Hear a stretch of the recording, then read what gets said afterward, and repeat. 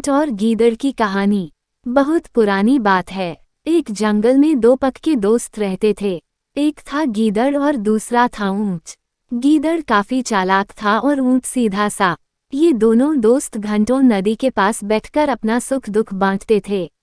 दिन गुजरते गए और उनकी दोस्ती गहरी होती गई। एक दिन किसी ने गीदड़ को बताया कि पास के खेत में पके हुए तरबूज हैं।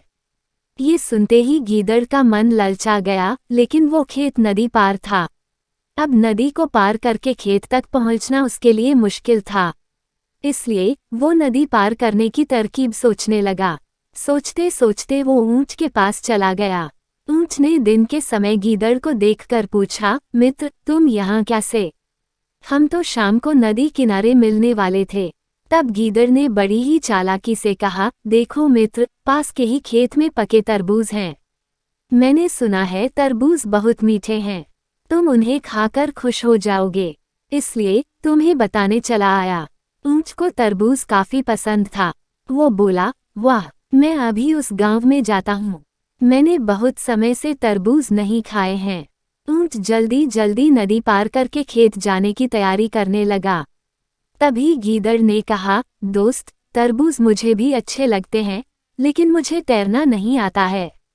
तुम तरबूज खा लोगे तो मुझे लगेगा कि मैंने भी खा लिए।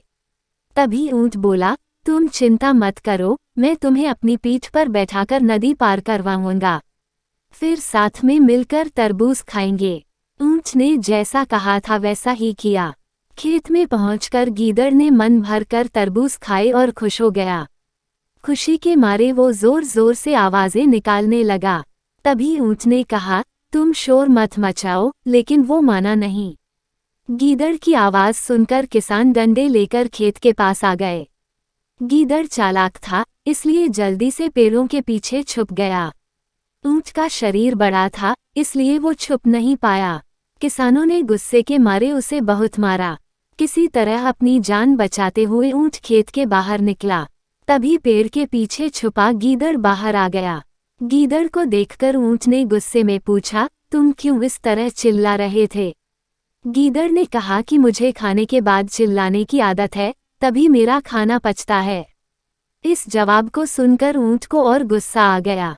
फिर भी वो चुपचाप नदी की ओर बढ़ने लगा। नदी के पास पहुंचकर उसने अपनी पीठ पर गीदड़ को बैठा लिया। इधर ऊंट को मार पड़ने से मन ही मन गीदड़ खुश हो रहा था। उधर नदी के बीच में पहुंचकर ऊंट ने नदी में डुबकी लगानी शुरू कर दी। गीदड़ डर गया और बोलने लगा, यह क्या कर रहे हो? गुस्से में ऊंट ने कहा, मुझे कुछ खाने के बाद उसे हजम करने के लिए नदी में डुबकी मारनी पड़ती है। गीदड़ को समझ आ गया कि ऊंट उसके किए का बदला ले रहा है। बहुत मुश्किल से गीदड़ पानी से अपनी जान बचाकर नदी किनारे पहुंचा। उस दिन के बाद से गीदड़ ने कभी भी ऊंट को परेशान करने की हिम्मत नहीं की। कहानी से सीख। ऊंट और गीदड़ की कहानी से यह सीख मिलती है कि चालाकी नहीं करनी चाहिए।